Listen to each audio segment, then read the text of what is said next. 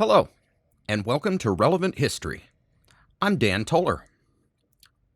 Today, we're going to talk about the rise of Islam, the religion of Islam. And I should apologize to everybody because last week I said that we'd be doing an episode on Islam and the beginnings of the Holy Roman Empire. But when I started cracking open the books, I realized that there is a whole lot going on here with the rise of Islam.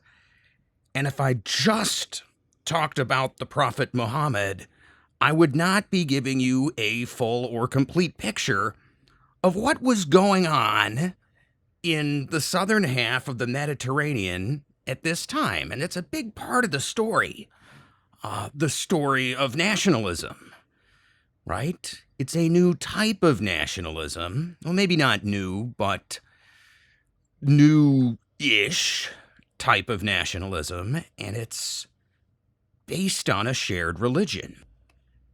Sorry, Charlemagne. You are going to have to wait until the next episode. Also, I should add that I do have a few announcements today, so if you want to hear them, stick around at the end of the episode. If you don't, no worries. I'm not going to bother you with them here. Now, finally, before we begin, I should give you the disclaimer, right? It's important that you know your source, and my bias is from a secular perspective. But it is impossible to talk about the beginnings of Islam without talking about some supernatural stories. And here's what I mean, right? If you want to understand what's going on in the Mediterranean in the first century, from a historical perspective at least, you don't have to talk about the life of Jesus, right? You might have to talk about what some of his followers did later as Christianity became an influential force in that area. But during the life of Jesus himself, it was a relatively small, relatively local movement. During the life of the Prophet Muhammad, Islam became a major force on the world stage. This happened very quickly. So if you're going to talk about these events, you do have to talk about some supernatural stories. And it was frustrating for me to record in another regard because while there are many excellent Islamic historians, right? Ibn al-Athir comes to mind, but they all came around later. What you have at this time is a body of religious literature. And much like Christianity, Islam is kind of a religion, but in many senses, it's a group of religion, right? There are differences between them. I mean, people of different Muslim sects and what they believe and what the traditions are in their writings. So at some parts of this story, it's impossible to really draw any kind of concrete picture. Now, this is an impressionist painting. So all of this is controversial. But as Napoleon said, history is a set of lies that people have agreed upon. In other words, what people believe affects history, regardless of whether it actually happened exactly the way people say it happened, right? In some senses, the tradition that something happened can be even more important. And one last thing, while I have studied Latin, French, and ancient Greek, and I'm confident in their pronunciation, I am not a scholar of Arabic, and I am probably going to botch some pronunciation here and there, so I apologize to your ears. Now, after last week's episode, I was talking with a friend, And he took me to task because in that episode I referred to the Arian heresy as, quote, just an obscure theological issue. Now, what I was trying to convey was that the dispute between the Arian Christians and Nicene Christians was over the metaphysical nature of God the Son. Something that to us modern people seems very obscure and something that only like some theologians somewhere would really even be concerned about, right? It's not something your average person would even think about today. But back in the day, right back in the so-called Dark Ages where we are, religion is much more important to people, right? So this Arian split in Christianity, while it may have been based on an obscure question of theology, it became central to people's identity in important ways. And it also got connected with elements of class and race.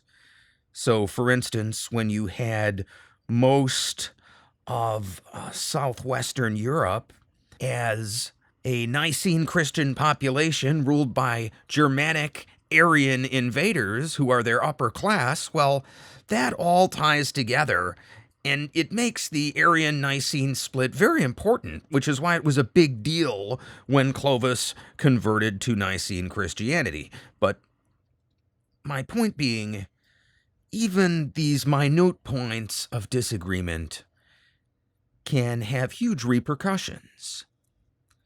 And if you want another example of that, take a look at the countries of Saudi Arabia and Iran today.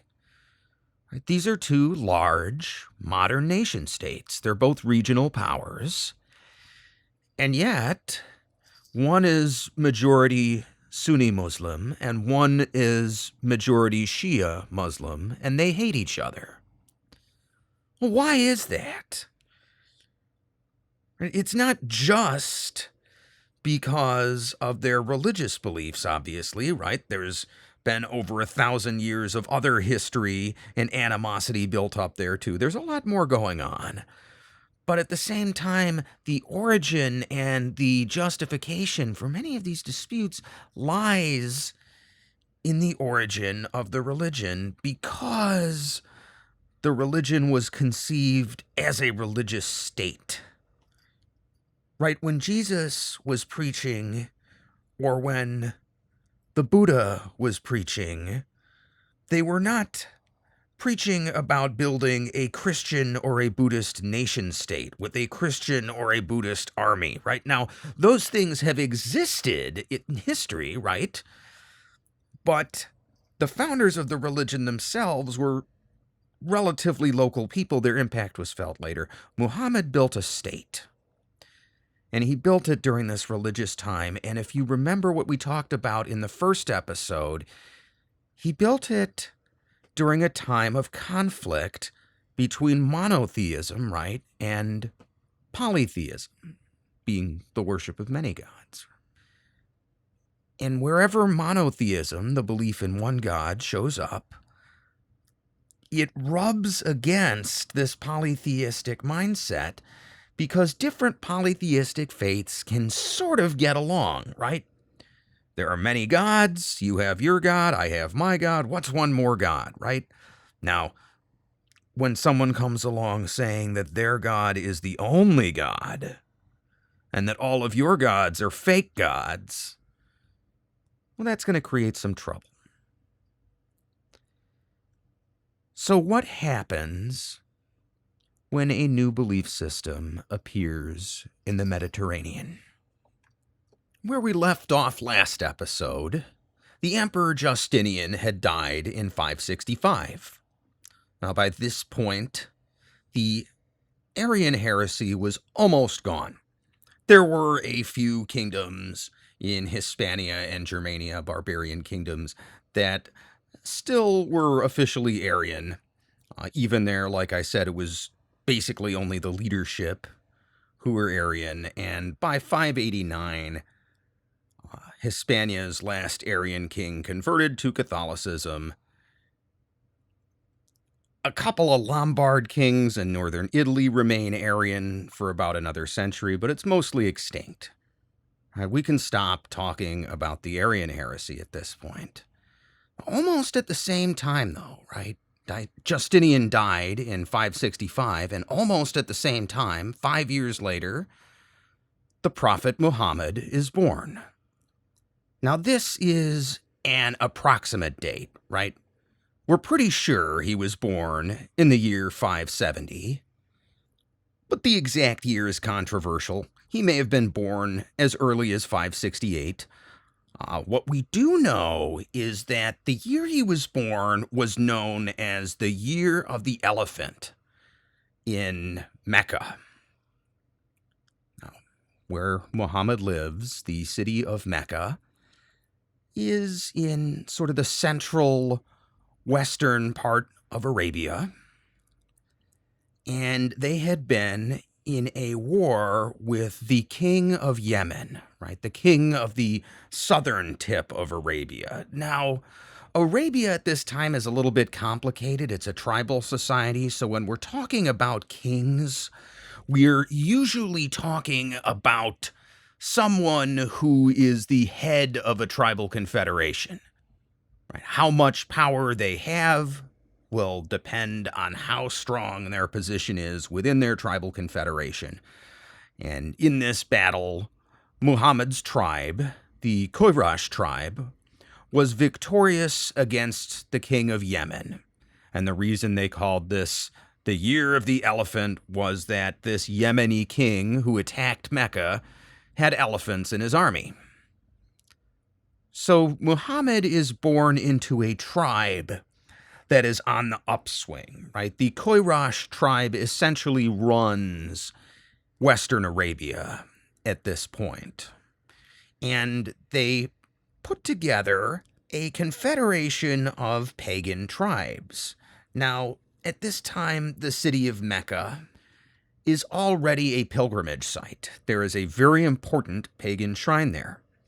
And all of the various Arab tribes and clans in the area have their own patron deities, and these deities are sort of embodied in tribal totems, and those totems are all kept in a shrine called the Kaaba. And so at this time, the time of Muhammad's birth, there are roughly 360 of these totems in the Kaaba. That's quite a large confederation the Quraysh are dealing with. And because all these totems are there, the Kaaba, and hence Mecca, become a religious destination, a pilgrimage site, in the pre-Islamic era. Right? Remember, Muhammad is just a little baby when all this is happening. And during Muhammad's very early childhood, the Quraysh tribe to which he is born is becoming immensely successful, immensely wealthy, and immensely powerful within the region. But at the same time, the tribe is divided into clans. Right? These are sort of subdivisions within the tribe, and Muhammad's particular clan is not doing very well.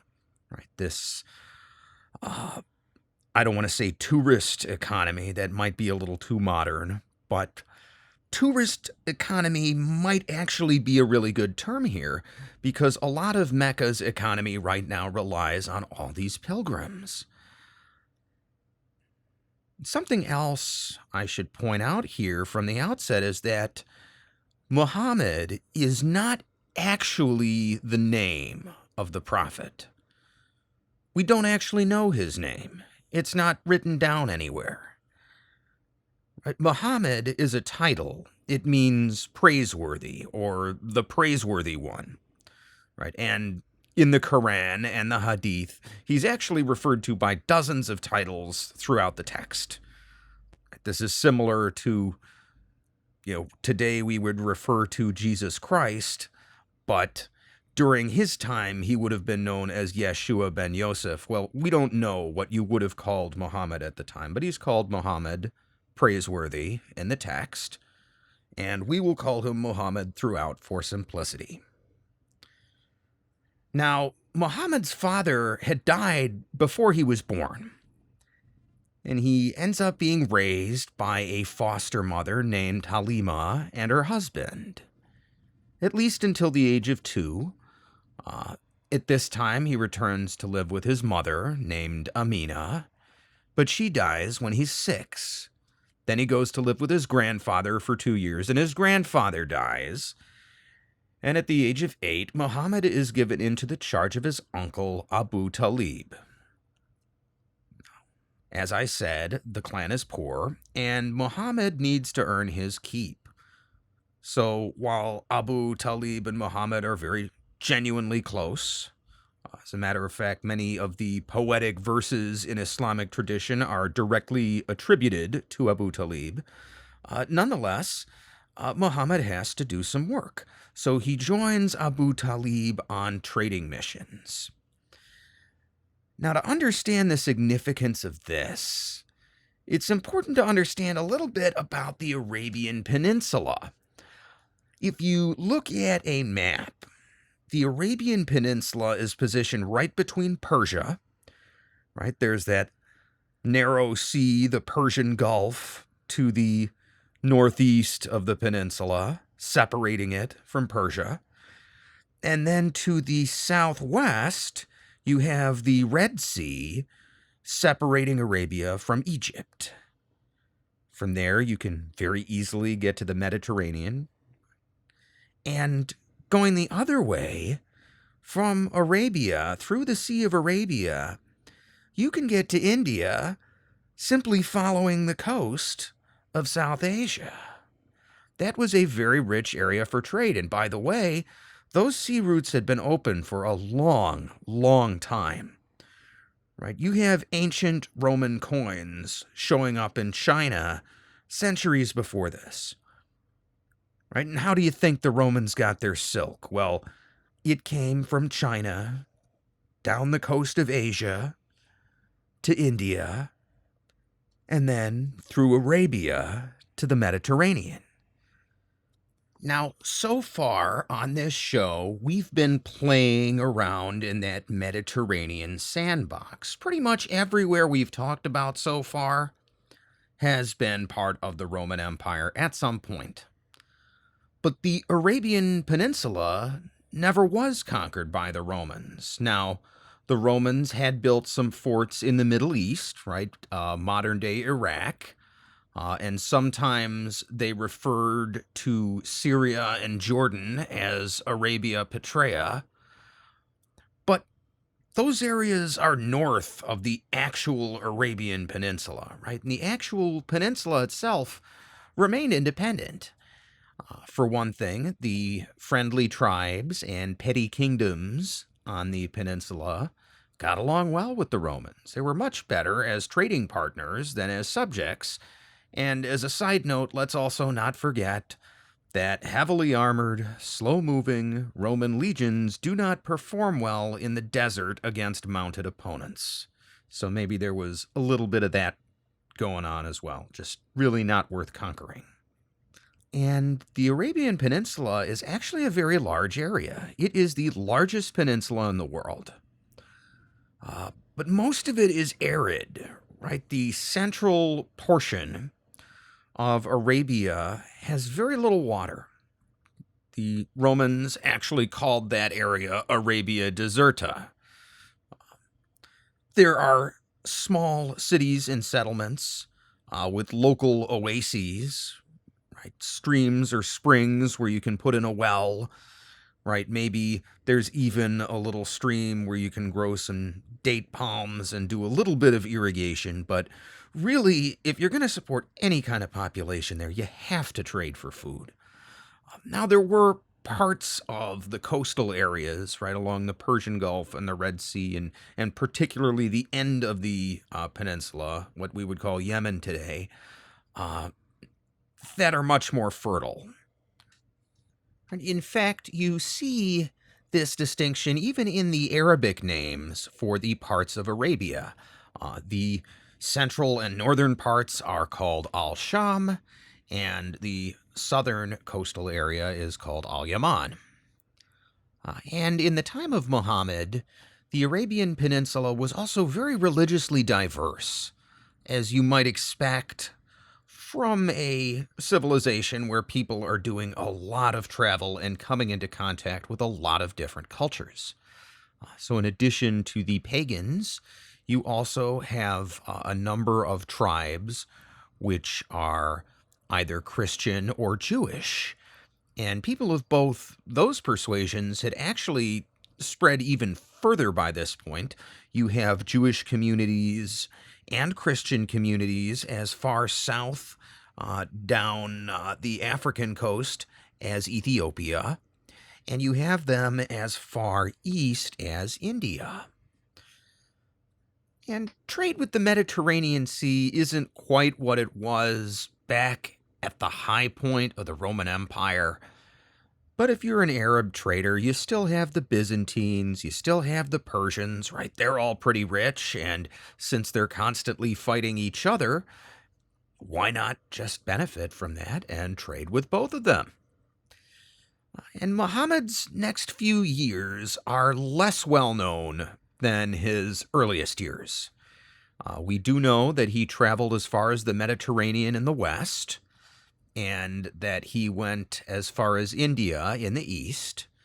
So he would have been, I don't know if he would have been better traveled than your average Arab in these days.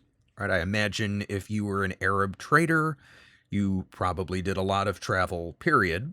But he certainly had more travel experience than your average person, by a long shot. And he would have been exposed during this time to many different cultures and many different religions. He was notably exposed to Christianity at one point. He would have been exposed at many points, but there's one particular incident that's recounted where he runs into an itinerant monk, and the monk immediately goes into this state of ecstasy and says that Muhammad is going to become a great prophet. And throughout all of his travels, he had also become disgusted with the nature of contemporary Arab society, right? The society in his day. He was disturbed by a number of things, but primarily there were three issues. One was the constant feuding between the tribes. When you have a tribal-based justice system, there is inevitably going to be a lot of that. Another thing he was disgusted by was the widespread cultural acceptance of female infanticide. This had to do with the fact that you were dealing with a patriarchal society, and through various inheritance laws and customs, it could be expensive to have little girls and very beneficial to have little boys. But what ended up happening because of those cultural carrots and sticks was a lot of poorer families would leave female children out to die.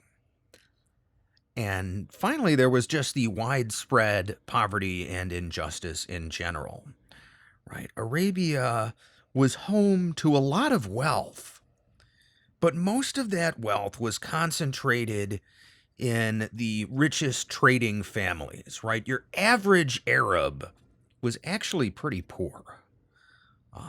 And in these days, most of the people in Mecca in particular were just kind of scraping out a living, selling trinkets when pilgrimage season came around and all the various tribes came to worship at the Kaaba. And Muhammad comes to believe that the root of all of these problems is something that he called jahiliyyah.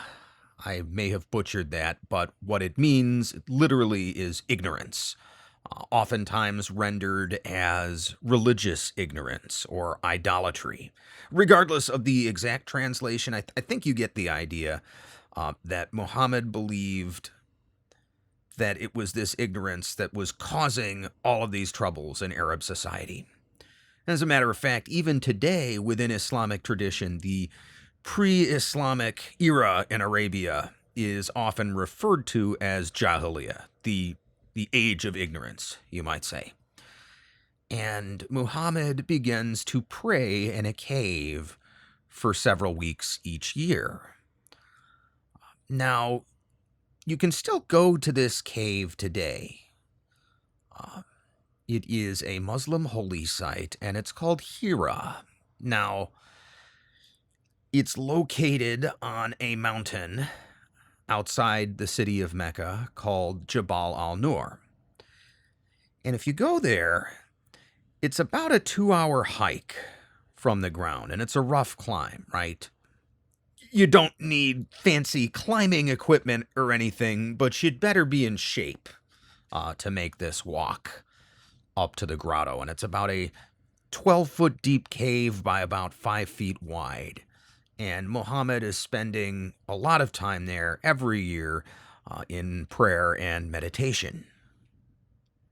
Now, here's where the story gets a little bit supernatural. And anytime you hear anything about the supernatural, keep in mind that there are different Islamic traditions. This also goes for many of the non-supernatural things in the story, just basic events. I will try to point out where something is a significant matter of controversy, but recognize that I'm an outsider and I'm telling a very complicated story in a very short period of time. So after pretty much everything I say for the next hour or so, just sort of add to yourself in your head afterwards, yeah, but it was more complicated than that, because it almost certainly was. At any rate, it is during one of these visits to the grotto in the year 610, at about the age of 40, that Muhammad has a vision of the angel Gabriel, or Jabril in Arabic. And Gabriel commands him to read. He says he cannot read, and the angel hugs him. And this happens 2 more times.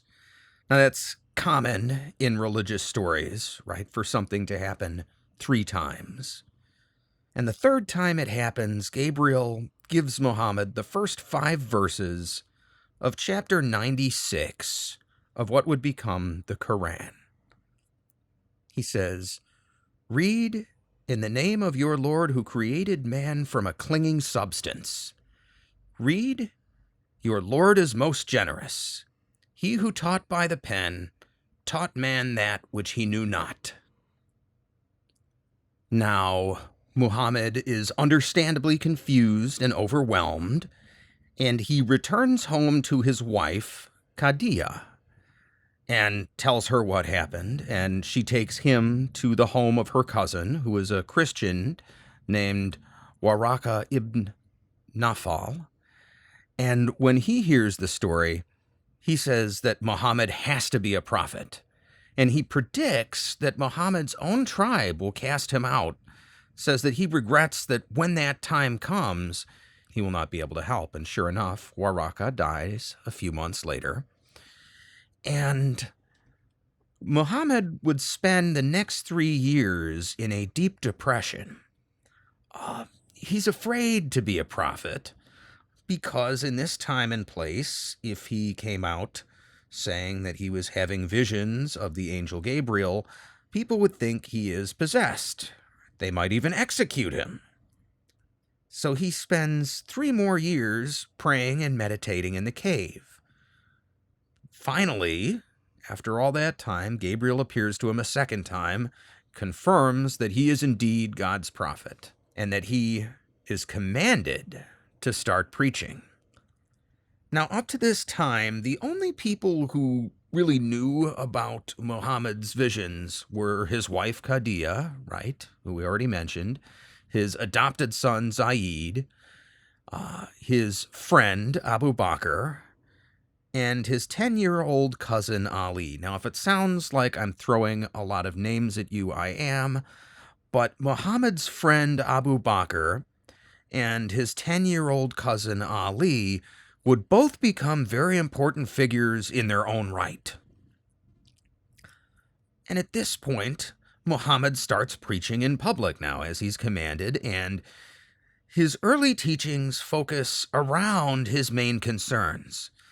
As a matter of fact, it sounds a lot like early Christianity. Basically, the early Muslim beliefs during this time are belief in God, asking forgiveness for sins, praying regularly, being faithful in marriage, rejecting the corrupting materialistic influence of commercial society, giving charity to the poor, and, of course, not committing female infanticide.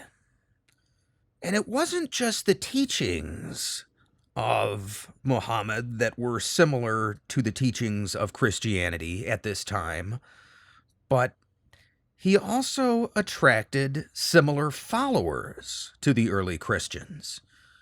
Most of the first Muslims were younger sons, right, meaning sons who did not stand to inherit their father's wealth. The poorer folks, his followers, also were poor in general, and a lot of them were foreigners, either people who had recently moved to Arabia and needed protection, or just people who happened to be passing through trading and heard his messages. Now, at first, the early Muslims are actually accepted within Mecca, but then Muhammad starts directly preaching against paganism. Now, as you'll recall, this is not the first time in history we've seen a conflict between monotheism and polytheism. And when Muhammad starts standing outside the Kaaba, this pagan shrine, right, the economic lifeblood of the city in some ways, and starts preaching against worshiping those pagan idols, that really does not sit well with the Meccan elite. Right, again, they rely on pilgrimage money from the Kaaba, and here's this guy out in front telling people to go away and worship his god instead. Low-level violence begins to break out. This isn't anything that seems to be coordinated. It seems to just be a result of rising hostility. So at this point, it's not as if the Meccan leaders are all at once cracking down on the Muslims, but they don't do them any favors. I mean, for instance, several Muslim slaves are killed during this time period by their masters for refusing to give up their faith.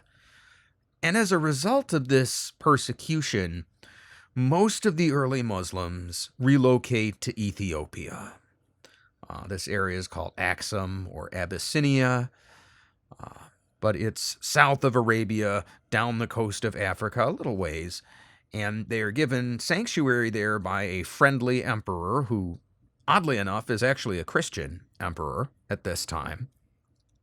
But Muhammad himself remains in Mecca despite the danger. Part of the reason he's able to do this is because he is under the protection of his uncle, Abu Talib. Right, again, this is a tribal society, and the way the legal system works is basically a system of customary rules and then negotiations between tribal patriarchs. So, if you have the protection of a tribal patriarch, nobody can just kill you, for instance. Right? Because if they do that, they're going to have to deal with this powerful man who has you under his protection. On the other hand, if you have no protection, well, someone can just kill you, and nobody's going to do anything about it. But right now, Muhammad is at least somewhat safe because he has his uncle's protection. Now, some of the other tribes organize a boycott against Abu Talib, to try and force him to lift this protection, and Abu Talib refuses for 3 years. Eventually, the other tribes relent, but this act has annoyed the rest of the Quraysh tribe, right? They're not too happy with Abu Talib for making them go through all this. And it's around this time, at the time of the lifting of the boycott, that the Muslim colonists in Ethiopia return to Mecca. And there's a little bit of controversy as to why they might have done this. The most obvious reason is that the boycott was over. Clearly, there were other things going on, right? So why is the boycott over? Well, it could be that there were just enough Muslims in Mecca at this point, right? Muhammad has kept making converts this whole time. Maybe there's just enough Muslims there at that point that it is no longer practical for these tribes to maintain a boycott. They lift the boycott, and all these Muslims who left and went to Ethiopia can now come back. There is a heretical belief, though. And I should point out that, as far as I'm aware, no modern form of Islam believes this. But it was widely believed among many Muslims for quite some time that Muhammad had authorized the worship of some pagan gods in order to mollify the local Arab leaders, and that they lifted the boycott, and that's why they did it. Now, according to this story, the very next day, the angel Gabriel appears to Muhammad and says, no, you got it wrong. Those verses came from the devil, and they don't count. And that is an incident called the Satanic Verses. And Muhammad then recanted that and says, nope, just one God. Never mind. Now, like I said, that is a heretical belief today, but amongst many Muslims for many hundreds of years, this was an accepted story. By the way, from a historical perspective, the first story just makes more sense to me, that there were enough Muslims in Mecca that the boycott was no longer really sustainable. But who knows? Regardless, at this point, the Muslims from Ethiopia return to Mecca, and they are now a very large percentage of the population. Things seem to be going well, but in 619, roughly 9 years after his first vision in the cave, roughly 6 years into his preaching, in the year 619, Muhammad experiences what is called the Year of Sorrow. That is a year in which he experiences not one, but two deaths. The first is the death of his wife, Khadijah, right? The very first person to believe that he was a prophet, who had stood by him all this time through, I imagine, a whole lot of trouble. One can imagine, with all the persecution of the Muslims and the pressure on Muhammad, that she was almost certainly getting a lot of pressure as well and standing by him throughout all of this, and she dies, apparently quite young. His uncle, Abu Talib, also dies. And this isn't just sad for Muhammad on a personal level, but it's also politically important, because without Abu Talib, he does not have any tribal protection, right? The rest of the Quraysh are now his enemies, and he's effectively a refugee overnight. So he takes off looking for another tribal leader who will basically adopt him, give him the tribal protection he needs to keep on preaching.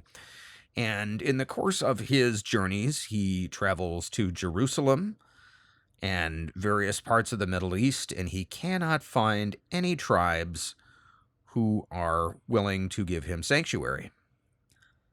During this time, he also has a very important vision that is central to Islam, and it's called the Isra and Miraj. And this is a nighttime journey where Muhammad supposedly was taken to a mosque on the hill in Jerusalem. Now, this would later be the Dome of the Rock. And the angel Gabriel then takes him on a journey through heaven and hell. On the way, he even gets to speak with previous important Islamic prophets like Abraham and Jesus. But even though he's had this important spiritual experience, he still cannot find sanctuary anywhere, and he has to return to Mecca. And while he is there, he must rely not on tribal protection, but on protection from his Muslim followers. The presence of the Muslims in the city continues to be problematic for the elites, and much like before, the situation is not yet boiling over, but it's quite slowly getting more and more intense with more and more low-level violence. In the year 622, Muhammad learns of a plot to assassinate him, and he and his followers decide that it's time for them to get out of Mecca. Fortunately for them, there is already a community of 75 Muslims living in the city of Medina, which is not too far away. So Muhammad and his Meccan followers plan to sort of escape in the middle of the night, but the night of their escape, the Quraysh come for him. And Muhammad ends up being besieged in his house, and in yet another one of these stories that varies depending what tradition you're in, he basically steps outside right in front of the Quraysh, sprinkles a handful of dust, and becomes invisible and just sort of walks out right through the crowd, and he and his followers relocate to Medina. Almost immediately upon arriving, Muhammad comes to an agreement not just amongst the Muslim community, but an agreement between several tribes. And what they agree to is to unite as an alliance under Muhammad. Now, this is not, as I said, all Muslims. A lot of them are even pagans. There is a Jewish tribe. But they unite as an alliance under Muhammad.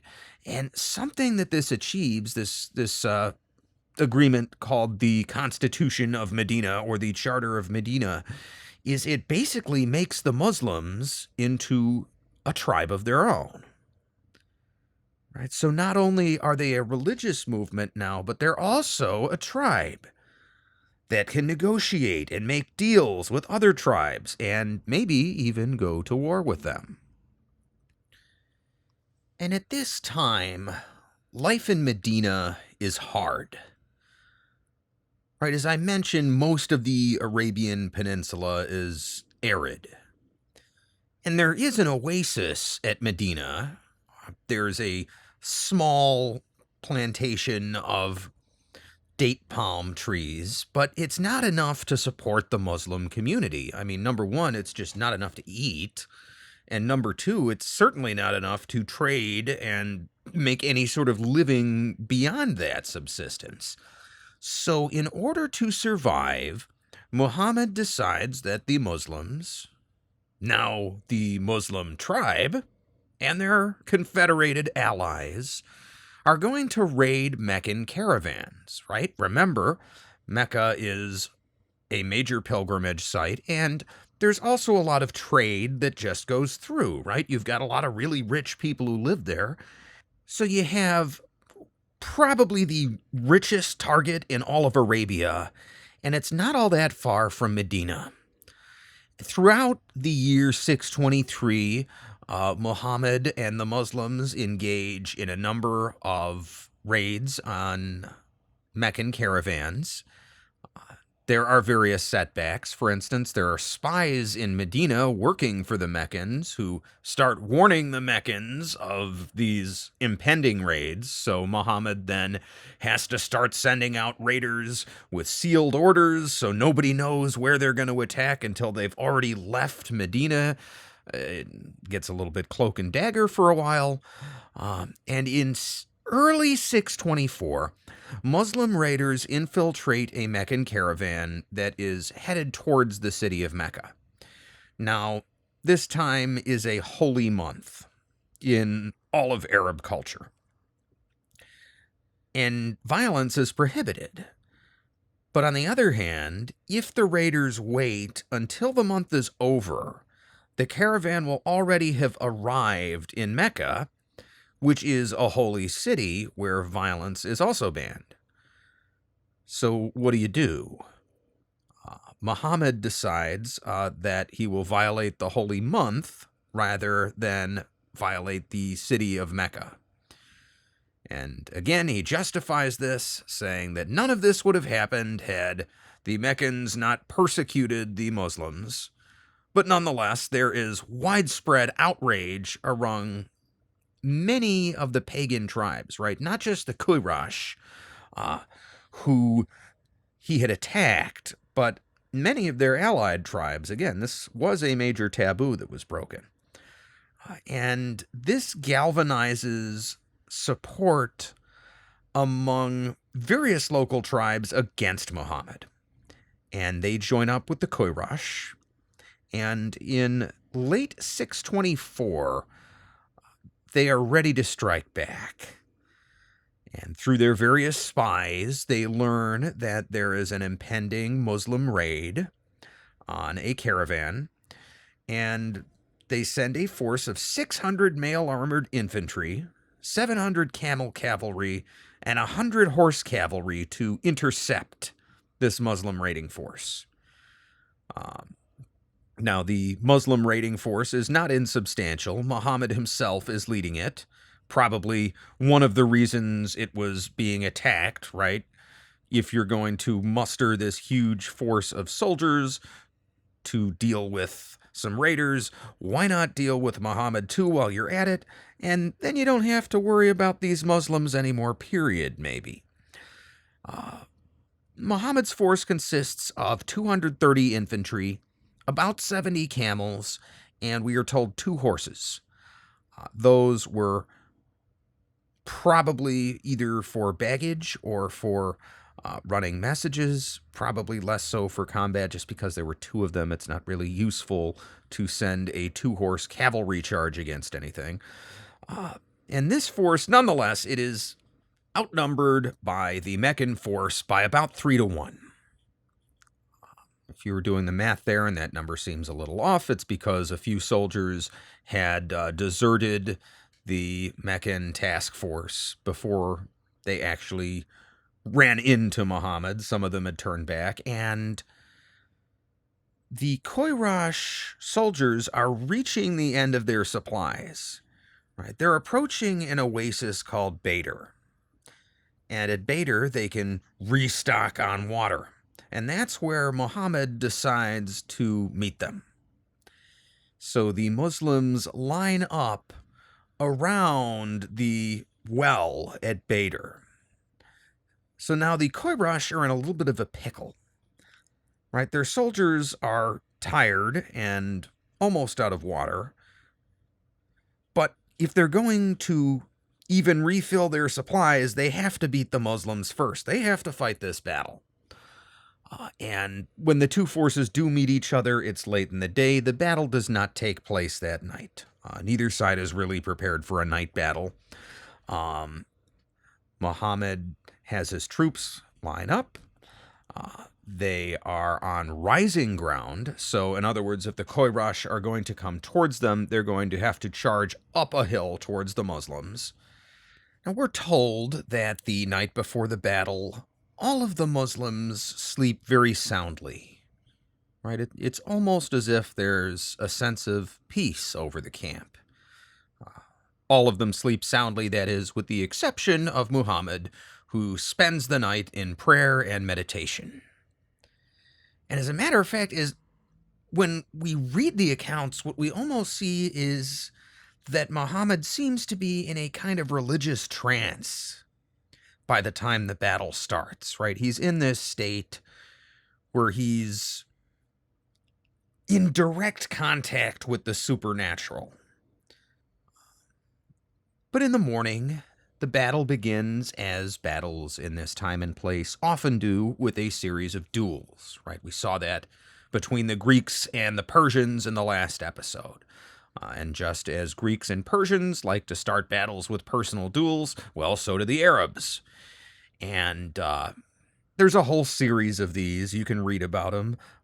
The only one that I would really mention in particular is that Muhammad's young cousin, Ali, now almost 20 years old, right? He was about 10 when Muhammad had his first visions. Now he's almost 20. Ali wins one of these duels. And after the duels, it seems as if the Khorash just sort of charge in en masse. And the Muslims form a defensive formation. And as the Khorash are charging in, they're getting pelted by Muslim arrows. But it seems like that's not going to be enough to stop them. Remember, they outnumber the Muslims 3-1, and even if they are charging at them uphill, that's a pretty significant numerical advantage. At this time, in the heat of battle, Muhammad has another vision, and God says that he will send angels to fight alongside the Muslims. And at that point, Muhammad picks up a handful of sand or gravel or dust, and he scatters it, and a sudden sandstorm arises and blows from the Muslims' backs right down into the faces of the Meccans. You got to understand, right? These men are already dehydrated. We live in an era where they didn't even understand hydration, right? You hear about guys waking up in the morning and drinking a stiff glass of brandy because you might die today, putting on a suit of heavy armor and going to battle. Not generally advisable. And in addition to that, what we are told is that supernatural angelic cavalry charge in with the form. Now, could these have been the 70 camels that Muhammad had with him that we already know about? I'm not sure. But here's what we read about this in the Quran, which is our primary source here. It was not you meaning the Muslims, it was not you, but God who smote them. God smote them so that he might richly reward the faithful. God hears all and knows all. Even so, God will surely frustrate the designs of the unbelievers. If you now meaning the Meccans, if you were seeking a judgment, now has a judgment come to you. If you resume your war against the faithful, we will return to their assistance. We, the royal we, God, will return to the assistance of the Muslims against the Meccans. And your forces, superior though they may be in number, shall avail you nothing, for God is with the faithful. Now, whether or not this event was actually supernatural or anything like that, it would not be the first time that wind or weather has played a significant role in history. Right? If you're a history fan, you may be familiar with the original kamikaze or divine wind. Right when the Mongols tried to invade Japan by sea and their ships were at anchor off the coast and this hurricane blew through and sank most of the fleet and ended the invasion, right? That's an example of a sudden change in the weather having a major impact on history, right? I mean, imagine what Mongol Japan would have looked like. That's so outside of our existing reality. It's like something you'd expect to see in a strategy game, right? One of those what-if scenarios. Well, we saw just now one of those what if scenarios with the Muslims against the Meccans, right? What if that sandstorm doesn't blow in? And there's actually a fairly recent example of this. Now, this event was before I was born, but I probably have, as a matter of fact, I know I have at least a couple listeners who are old enough to remember this, because it wasn't really that long ago. In the year 1980, U.S. President Jimmy Carter was in a close race against Ronald Reagan for the presidency. Now, today, we remember that election as a blowout, because it was, right? There was basically no contest. But at the time, the polls were showing a pretty close race until very late in the game.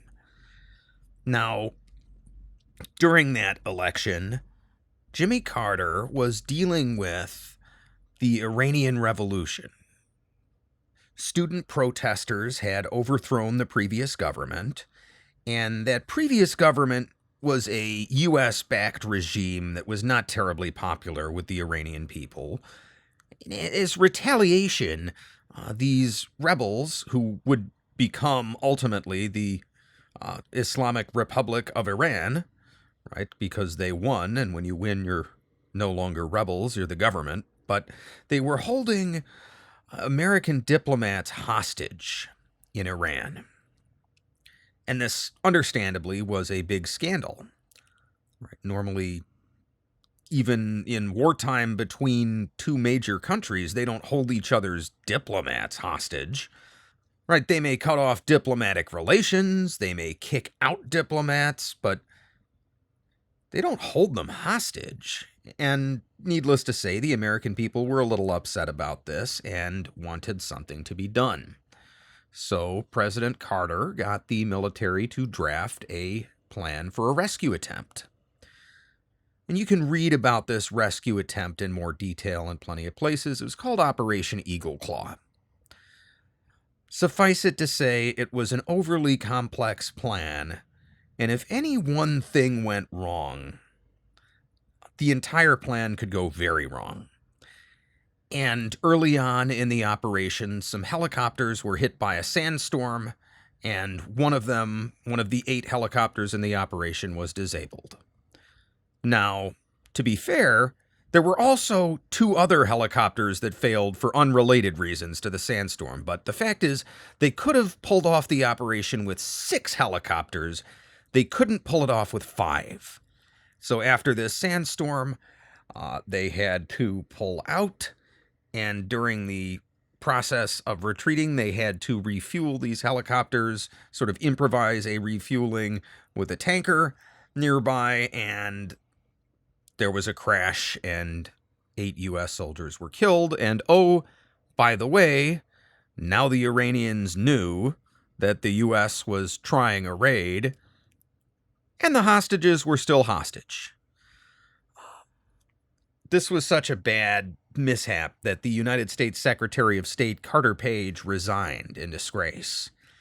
And in interviews later on, Carter blamed his failure to secure the hostages for his landslide loss in the election. I want to play a little bit of audio here because, right, this is relevant history after all, and this is one of those ways in which older history, like the story of Muhammad and the sandstorm at the Battle of Badr, those things can inform our understanding of modern events. So after this disastrous military operation, there was a presidential debate, and Reagan famously, according to polls, absolutely destroyed Carter in the debate. So I'm going to play his closing statement here, and I want you to pay attention to the framing.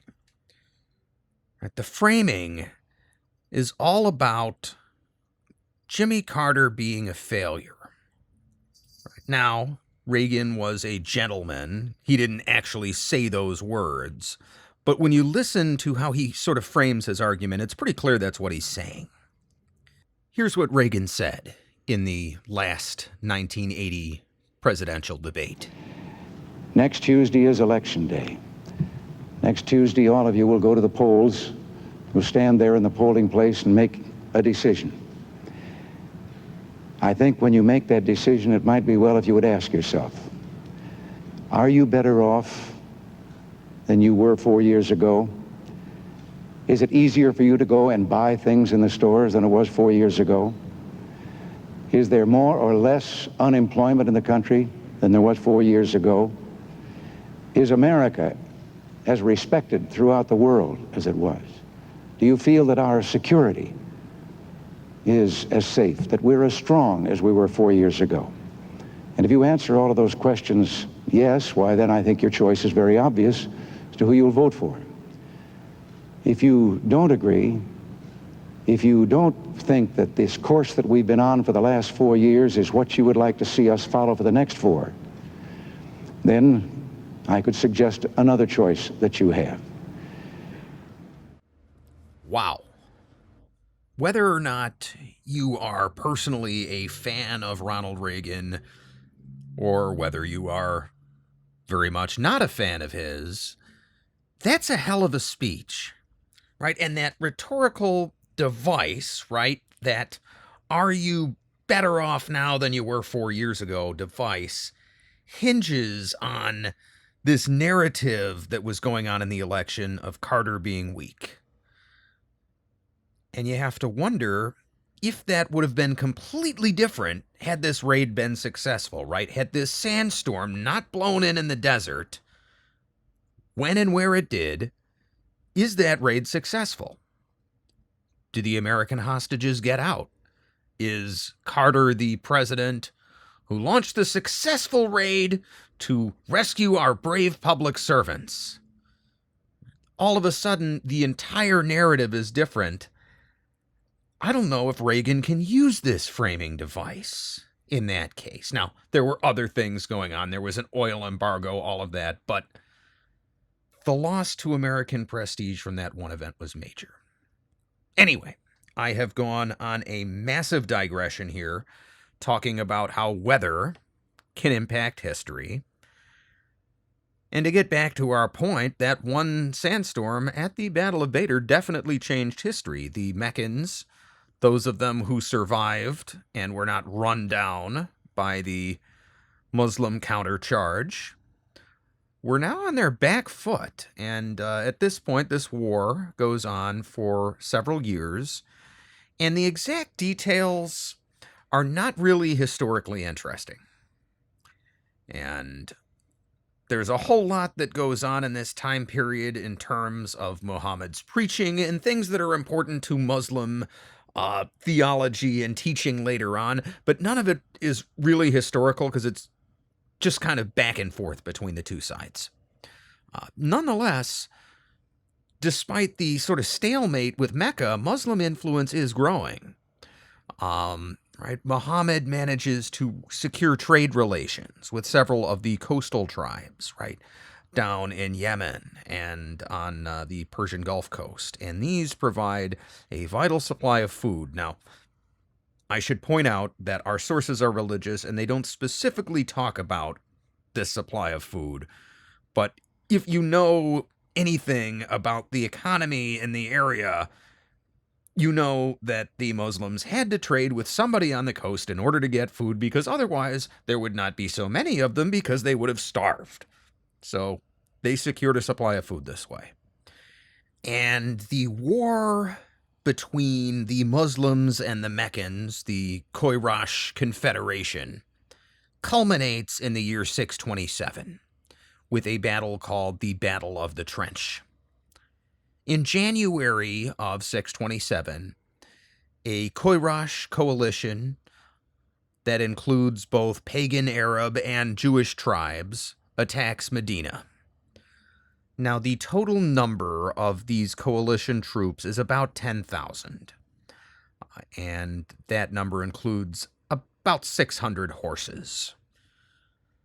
The Muslim defenders, meanwhile, number only 3,000, and almost all of them are infantry.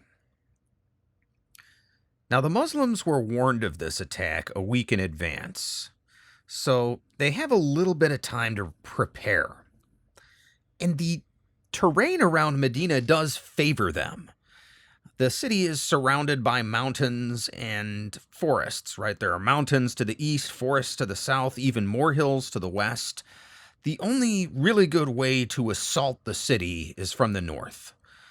So Muhammad orders a trench dug across the northern approach to the city, and he also builds a supporting trench to the west, just in case the Koirash Confederation is able to send troops over those hills to the west. He's got a little protection there, too. And the defenders also harvest all the food in the area. Now, remember, there's not much food here, though. It's basically a small date palm plantation, but any food there is, the Muslims gather up, right, to make sure that Abu Sufyan's troops can't live off the land even for a very short period of time, right? They have to depend on whatever supplies they've brought. Now, while, yes, this will stretch the Koirash troops to the limit, the Medinans, the Muslims, are also stretched to the limit. I keep saying the Muslims here. I should really say the Medinans because it's this confederation. The Muslims are part of that, right? Some of these people are pagan, some of them are Jewish, but they're all part of this Muslim-led confederation against the Koirash. And all Medinan men of military age have been conscripted. They're all in arms. There is nobody else that they can field to replace their losses. But the trenches work pretty well. The Koirash and their allies first launch a cavalry attack. The idea being, well, maybe we can just kind of blow the Muslims out of these trenches, right? If we can just kind of break their morale right at the outset, take over the trenches, all of a sudden the city's going to be in bad shape. But the Muslims hold in their trenches and repel the Koirash attackers. And from that point on, there is a lot of low-level skirmishing.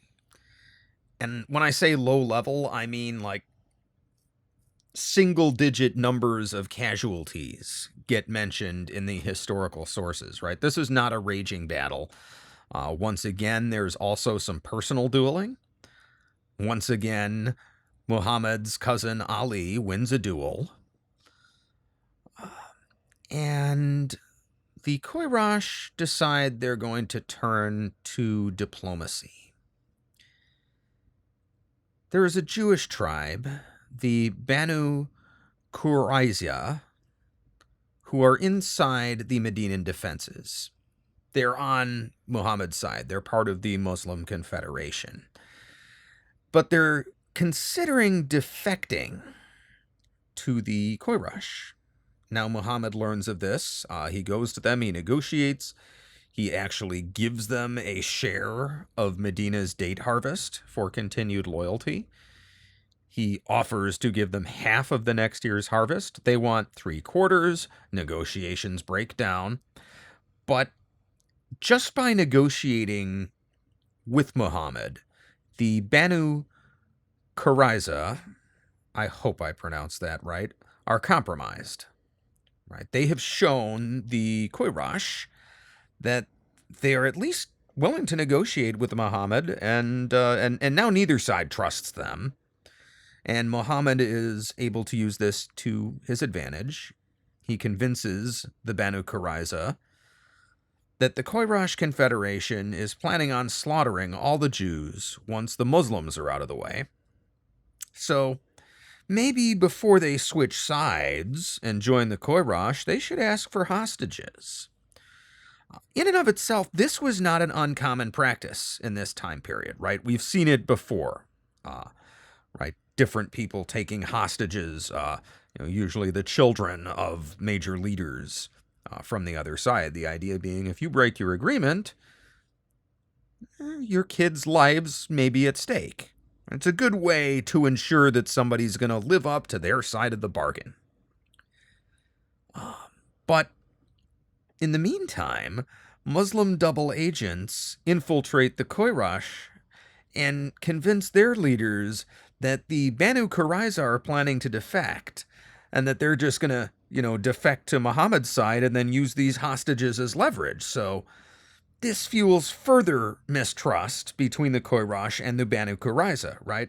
The Banu Qurayza keep asking for hostages, getting more and more suspicious every time they're turned down. And the Koyrash keep saying no, getting more and more suspicious every time the Banu Qurayza come back and ask for hostages again. This leads to a breakdown in the Koyrash Confederation. Without the Banu Qurayza helping them on the inside of the Medinan perimeter, the Confederation ultimately breaks down. And the Koyrash go back to Mecca and to the other places they had come from.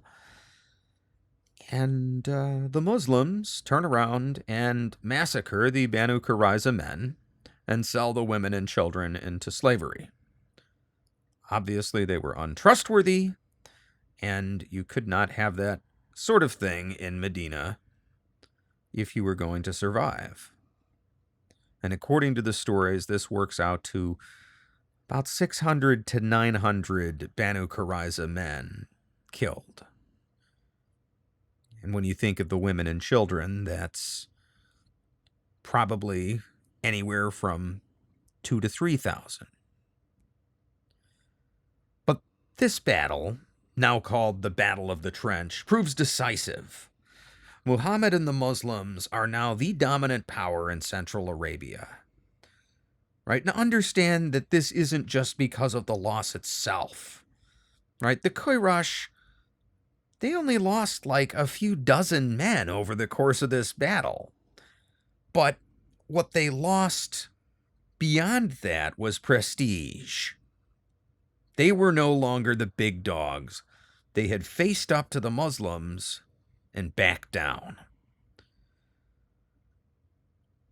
At this point, there follows 2 years of peace between the Muslims and the Meccans, the Koyrash. And during this period, he engages in a few punitive conquests. There are a few pagan and Jewish tribes who had stood aside rather than come to the defense of Medina when the Koyrash attacked it. Muhammad takes over their land. And ultimately, the Meccans break the peace. Now, this is one of those parts where you should really say this is more complicated because there's a whole story here itself, but again, the long and short of it is the Meccans break the peace. Muhammad attacks them, and the Muslims very decisively conquer Mecca in 630. The battle is relatively bloodless, right? Because there is this taboo against bloodshed within the city of Mecca, right?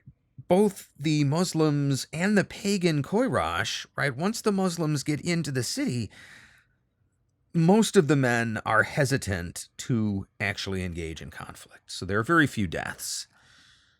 And Muhammad now destroys the pagan idols in the Kaaba, in that sanctuary in Mecca.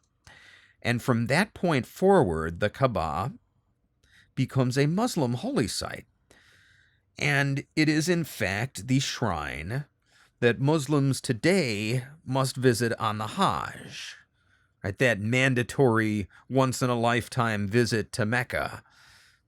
Over the following 2 years, Muhammad conquers the rest of Arabia, most of it. Some of these conquests are made out of revenge for past betrayals or oppression against Muslims, but many of them are also defensive in nature, right? The surrounding pagan tribes do not appreciate the monotheism of the Muslims, and indeed, there are a lot of people who are upset over the destruction of these sacred tribal totems in the Kaaba. And during this time, Muhammad doesn't just conquer most of Arabia, he also sends messengers to the Byzantine and Persian and Ethiopian emperors, among others, asking them to convert to Islam. Now, none of those leaders takes him up on it, but it is notable that he was thinking that far ahead. Now, in the year 632, Muhammad makes an official religious pilgrimage to Mecca. This pilgrimage is what the Muslims now call the Hajj, right? Again, that mandatory pilgrimage to Mecca. And while Muhammad is making this pilgrimage, his followers are carefully noting all of his words and actions, and supposedly they're all noted down in great detail. And that is what current Muslims do today on the Hajj. They literally follow the footsteps of Muhammad. Now, at the same time, there's a little bit of divergence in Islamic tradition here. In the Shia tradition, Muhammad gives a sermon at this time and publicly, in front of all his followers, declares that his cousin Ali, who is now, by the way, also his son-in-law, Ali married Muhammad's daughter Fatima. Muhammad, according to this tradition, gives a sermon and says that Ali is to be his heir. Sunnis, in their tradition, say that Muhammad never said this. This is one of those areas where it's controversial. But regardless, just a few months after this pilgrimage, Muhammad dies. And he probably dies due to a fever outbreak that was happening in Medina at the time. And controversy immediately breaks out over who is to be the new Muslim leader, right? Remember, according to the Muslim faith, Muhammad is the messenger of God. He is the greatest prophet of all time. Well, now he's gone, right? Who's going to be the new Muslim leader?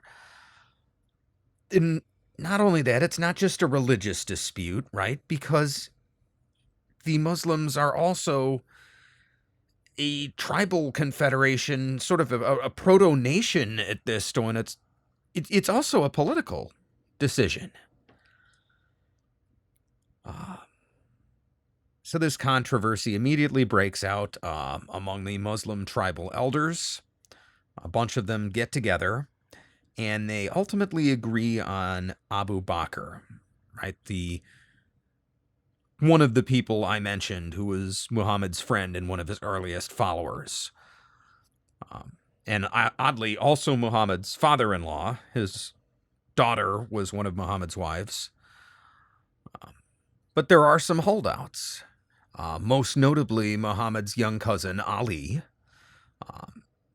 And again, here the tradition differs, right? Depending on whether you're asking a Shia or a Sunni, but it seems like however things were resolved, Ali reconciled with Abu Bakr about 6 months later, and the Muslims were once again united. Now, I should note that there were a few other disputes at this point, mostly relating to how the Muslims should handle the inheritance of Muhammad's daughter Fatima. There was some dispute over whether the prophet could actually leave material belongings to anybody because he was a servant of God, so therefore his material belongings really belong to God. I mean, again, you're really kind of getting into the weeds here, but the point being, a lot of seeds are planted at this point for the division between what we now call Sunni and Shia Muslims. For instance, Abu Bakr is recognized by Sunni Muslims as the first legitimate leader of Islam after Muhammad, while Shia Muslims believe that Ali was Muhammad's legitimate heir and that everybody between Muhammad and Ali was basically a usurper. In fact, only the Twelver Shias believe this, and there are other Shias who believe other things. Again, this is really complicated, and I'm just trying to convey what's going on here in broad strokes so we can understand the broader implications of everything that's going on, right? So, whether you believe the Shia tradition, where Abu Bakr's rise to power is presented sort of like a coup, where actually Abu Bakr's followers barricade Ali and Fatima in their house and threaten to burn it down, or whether you believe the Sunni tradition, where things were much more orderly than that, it does seem that the only reason there was not an immediate split in the Muslim community is that the Muslims could not survive unless they were united. Right? Both the Shia and the Sunni traditions agree on this. And indeed, several rebellions do break out almost immediately upon Abu Bakr taking power. These revolts are collectively referred to as the Ridda Wars, which translates roughly as the Wars of Apostasy.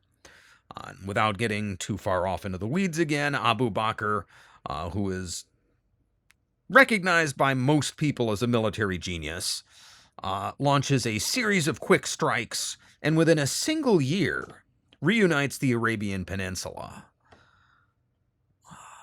The Muslim Caliphate is now an empire. And by the way, when I use that word caliphate, I should bring up something I kind of forgot to mention before. Abu Bakr, when he becomes leader of the Muslims, is declared caliph. And this is a title basically for a worldly leader who follows Islam and who is running a Muslim country. Now, at the time, the concept basically meant ruler of all Muslims, but it's changed over the years. Later in Islamic history, you'll see multiple caliphs throughout the world, and as long as you were living under a caliph, you were a good Muslim, and the Shia tradition is entirely different. And again, it's really, really complicated, but Abu Bakr's title is caliph, and what it means is he's in charge of all the Muslims. But during these reconquests of Arabia, there are some troubling events. There is one event where 500 of the Muslims who memorized the Quran are killed in a battle. Now you might wonder why this is troubling. Isn't the Quran like this really big, heavy book, and aren't people reading it? Well, yes, I have a Quran, actually. It's a big, heavy book, and there are hundreds of millions of Qurans just like it in the world. But at this time, the Quran was primarily preserved in oral form, right? What the Quran is basically, in the Islamic tradition, it is the set of verses given by God to Muhammad through the angel Gabriel, right? And then Muhammad, during his teachings, gave these words to the people, and people remembered what he said, right? This was very important, obviously, if the prophet is dead, to remember everything he said. And these Muslims who were remembering the Quran would sit down together and they would exchange verses. So, maybe I remember the first few verses here, but I forgot what came next. And you remember those verses, right? So they were constantly reinforcing in this oral tradition to preserve the words of Muhammad. And when 500 of them get killed, Abu Bakr realizes that it's possible that some of the Quran might get lost. Right? What happens if you have a really bad battle and all the Muslims who memorized the sayings of the Prophet get killed? Well, you've lost that. Right? And I need to stress here how important the Quranic verses are in Islamic tradition, right? Famously, most Islamic traditions do not permit paintings of the Prophet or of other sacred figures, right? Many Islamic traditions forbid painting of people or even wildlife altogether. But what you will see when you go into most mosques is giant flowing calligraphy all over the place, and it's all Quranic verses, right? That is how even the places of worship are decorated, is with literally these words. that Muhammad spoke. So they're really important in that tradition. And what Abu Bakr does is order that the Quran, the sayings of Muhammad, be preserved in written form. And he has a whole bunch of scholars and theologians go throughout Arabia and interview a bunch of people. And the other thing they do is during this time, it is traditional for Muslims to write down small scraps of the Quran, just a few verses that are important to them or relevant for whatever reason, and they would put them in their homes, or the texts even talk about people tying up strips of parchment in trees or along roadsides. And these scholars and theologians go around and collect all of these, sort of devotional scraps, and along with the oral tradition, they're able to put together the Arabic text of the Quran, which is, well, more or less the Quran we have today. Again, it's really complicated, but for this reason, Abu Bakr, despite the fact that Shiite Muslims see him as a usurper, is nonetheless still an important figure in the Shiite tradition, if only for this alone. That and preventing the complete collapse of the Islamic Caliphate before it even got going, right? Again, he executed these military strikes and really kept things together. But at this point, Abu Bakr has sort of become a victim of his own success, or the Muslims in general have, right? They've put together the Arabian Peninsula. They've united all these fractious tribes from all over that area into a unified polity. But now he's one of the three empires on the block, right? Remember I said that the Romans never invaded Arabia. To my knowledge, neither did the Persians, and for the same reason, right? These were a bunch of separate tribes. It was kind of a difficult area to conquer, even if you wanted to, and, well, trade is good for everybody. Just keep trading with them. But all of a sudden, the Muslims are now a unified empire.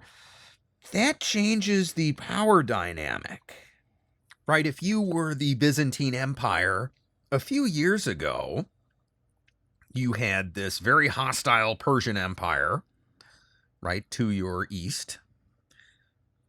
But to the southeast, you had these friendly Arab traders who you traded with, right? There wasn't really a threat there.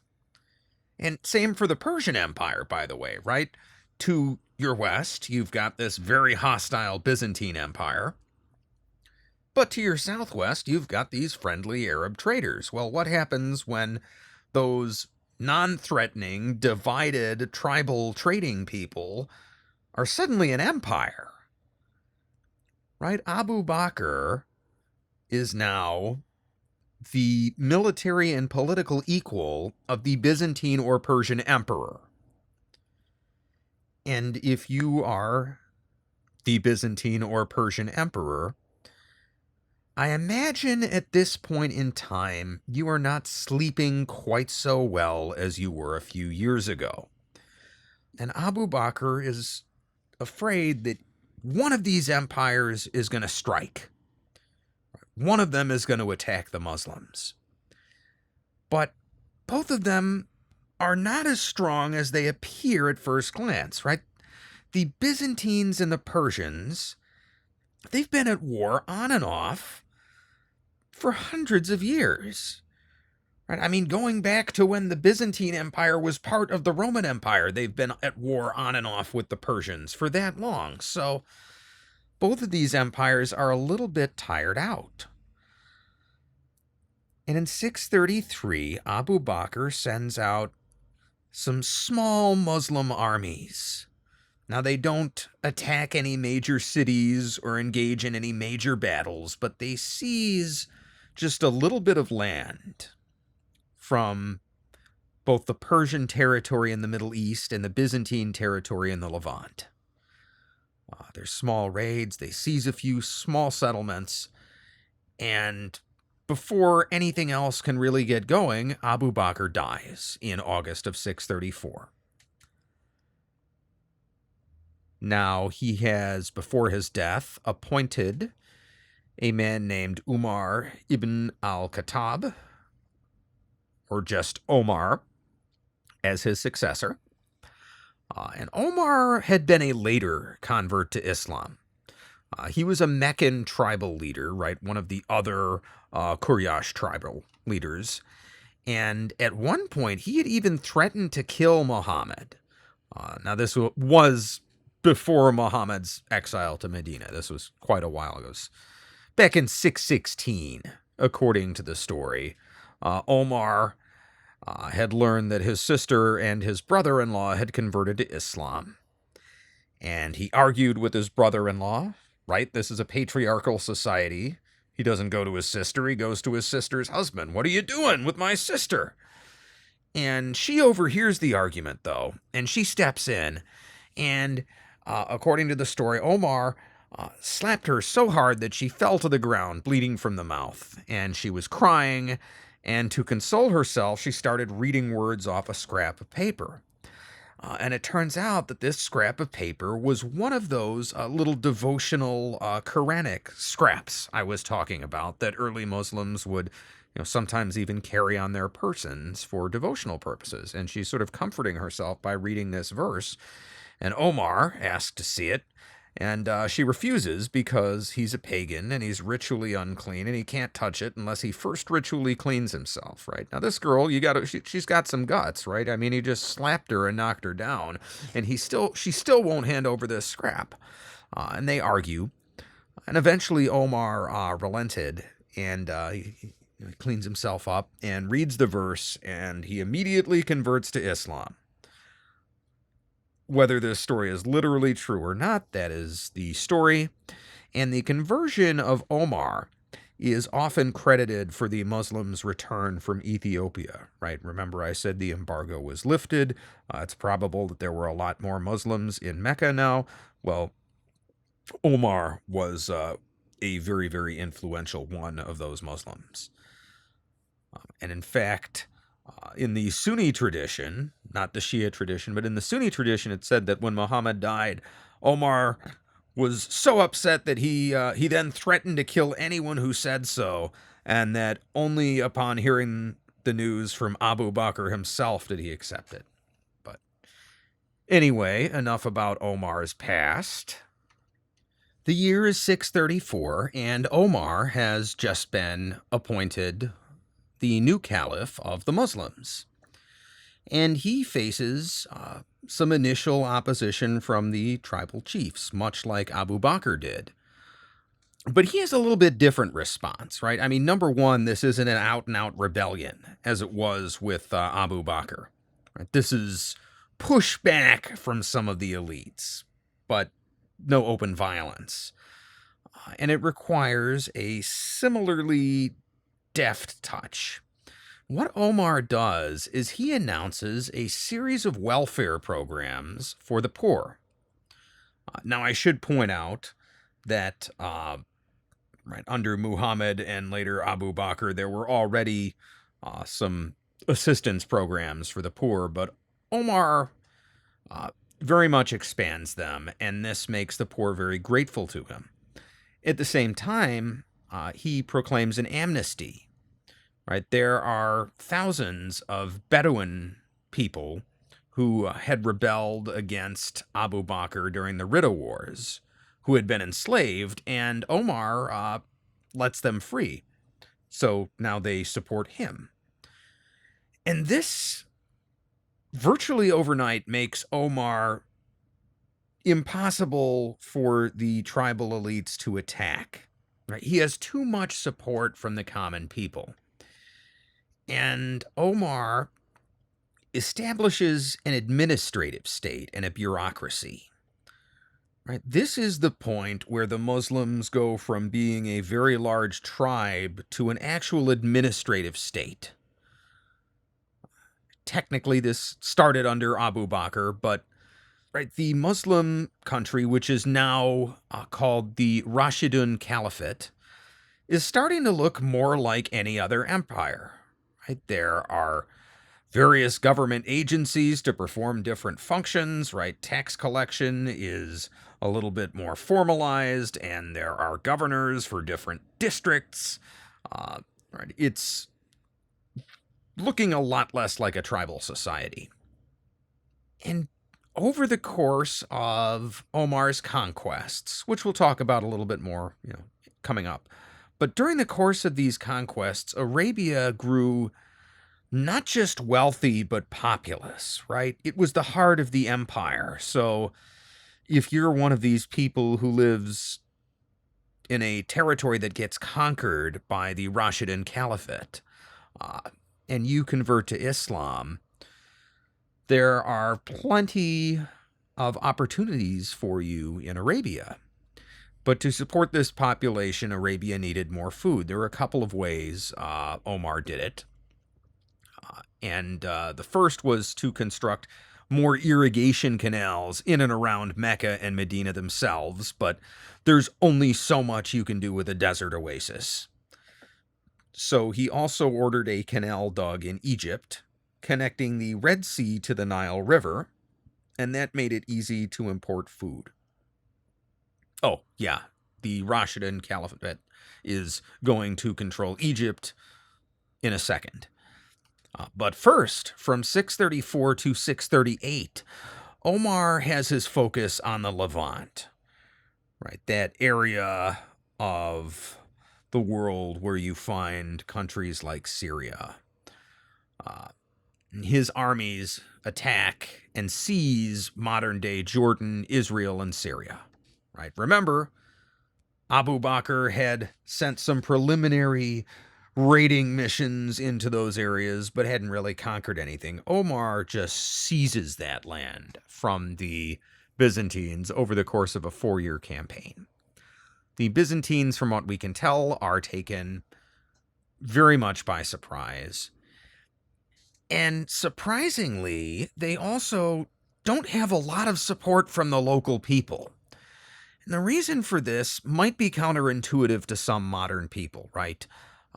If you know much about Islam during this time period, you know that conquered peoples basically had the choice of convert or die. Kind of. See, there were a lot of Christians and Jews in these areas, right? These being former Roman provinces and all. And those people were considered what the Muslims called people of the book, right? They were allowed to maintain their monotheistic faiths, and as long as they paid a special tax to the Muslims, they would be left in peace. And to a modern person, well, this doesn't sound very nice at all. They're going to charge me an extra tax because I'm Jewish or Christian? Well, yeah, but the fine print is that the Byzantine taxes were already insanely high.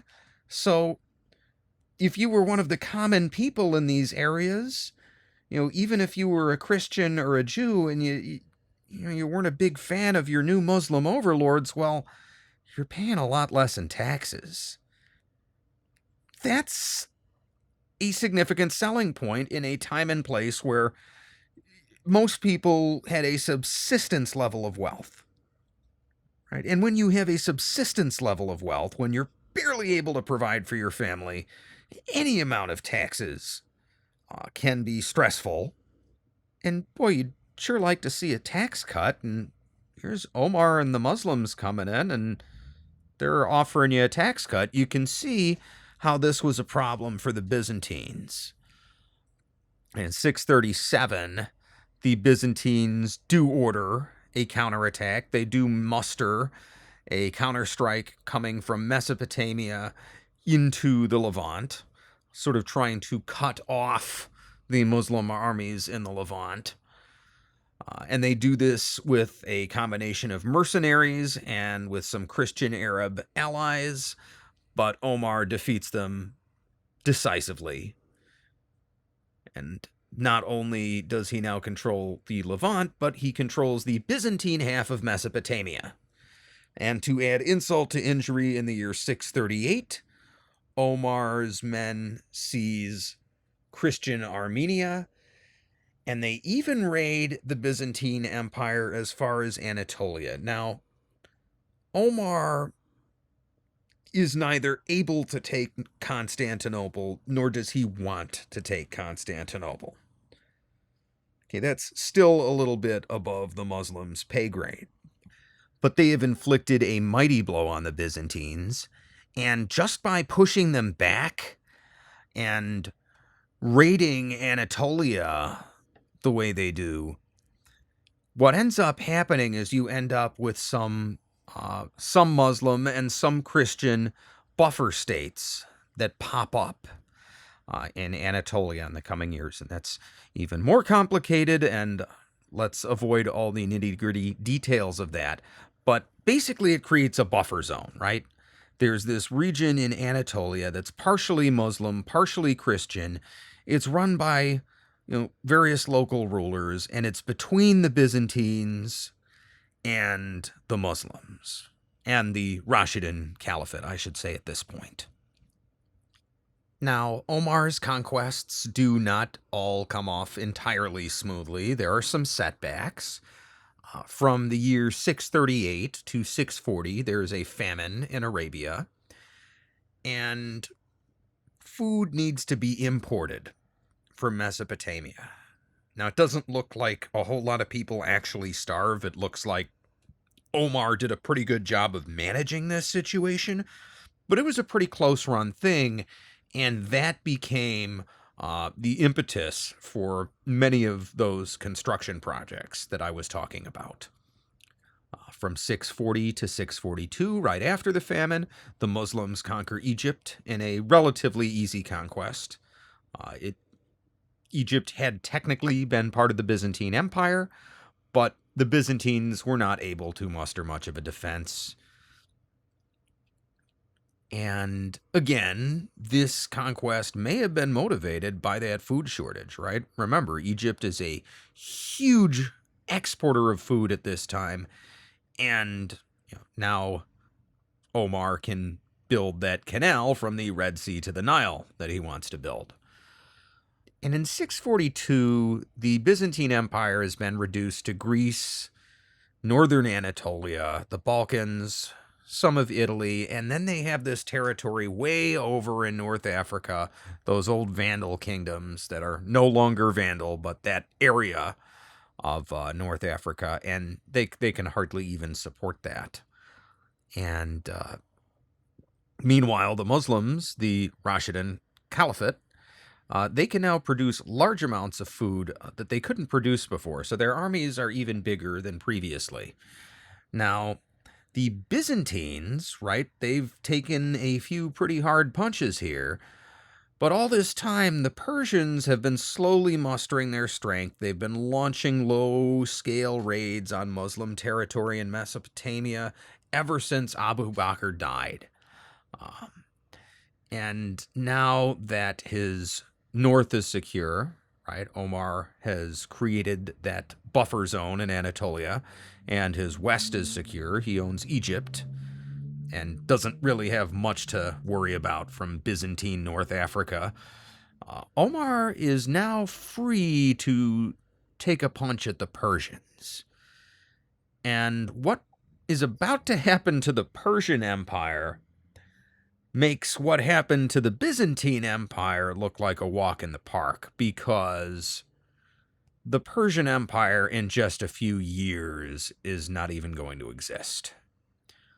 In 642, Omar's armies invade, and there is a battle in Mesopotamia, which the Rashidun Caliphate wins, and from that point on, they basically just steamroll the Persian Empire.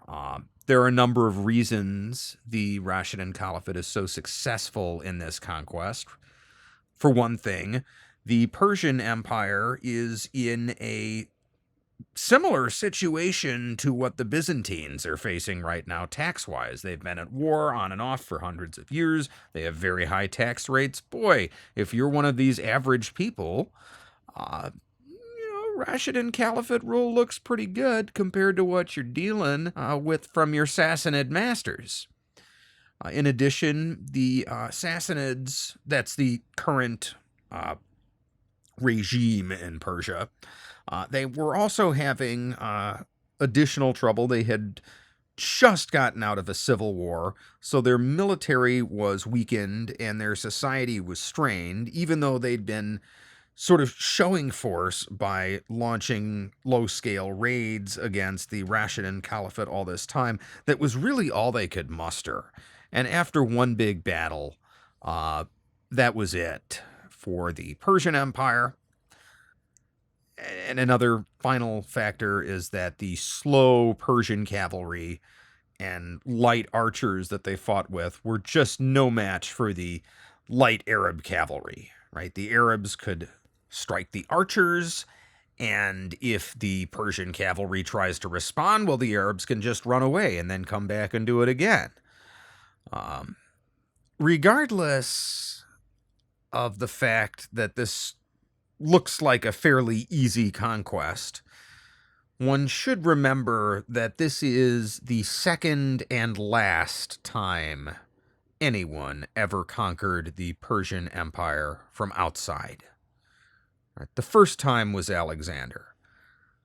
There have been civil wars, there have been coups, there have been uprisings by people who are under Persian rule who end up being the ones in charge. But this is only the second time that someone has successfully invaded from the outside. And Omar deserves a lot of credit for that.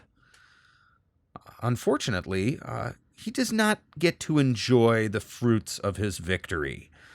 In 644, while he is visiting Mecca on the Hajj, Omar is killed by a Persian slave named Abu Lulu. Abu Lulu ambushes him in a mosque during prayers and stabs him several times. And while it is believed that Abu Lulu was doing this out of revenge for the Muslim conquest of Persia, we will never know for sure because the crowd tried to seize him, but he managed to fight a bunch of them off and then commit suicide before he could be captured and questioned. Omar is gravely wounded, but before he dies, he is able to appoint a committee of 6 tribal leaders. And the idea is that these 6 tribal leaders will choose the next caliph from amongst their number. It is also to be noted that while he's on his deathbed, Omar's son Ubaydullah slaughters several Persians in Mecca, tries to instigate a massacre, and the other Muslims kind of have to arrest him. And the tribal leaders have to decide, first off, which one of them is going to be the next caliph, and number 2, what in the world to do with Ubaydullah after he's murdered all these Persians. They decide to pay blood money to the dead Persians' families so that Ubaydullah can be set free. And then they appoint a new caliph named Uthman. Uthman had been one of Muhammad's earliest followers. He had actually been introduced to Muhammad by Abu Bakr shortly after Abu Bakr himself had become a believer. And Uthman had been there at the Battle of the Trench and the Battle of Badr and all the rest of Muhammad's conquests and the conquests of Abu Bakr and all through Omar's reign. He was a long-standing figure. And you might think that when you appoint somebody who's this long-standing that the empire might get stagnant. But actually, during his reign, Uthman institutes a number of economic reforms. For one thing, he increases the welfare allowance that Omar had already instituted and raised.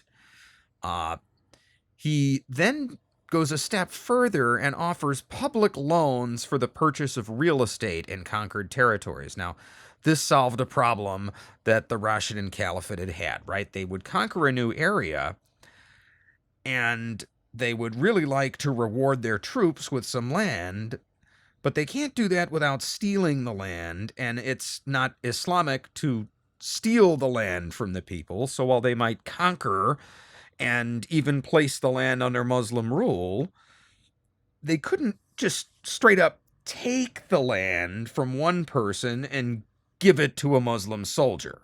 right? That would be stealing. So, with these public loans, Omar could now reward his soldiers with land, right? The soldiers conquer a territory. They apply to a loan from the government. They then pay the conquered people for their land and take over that way.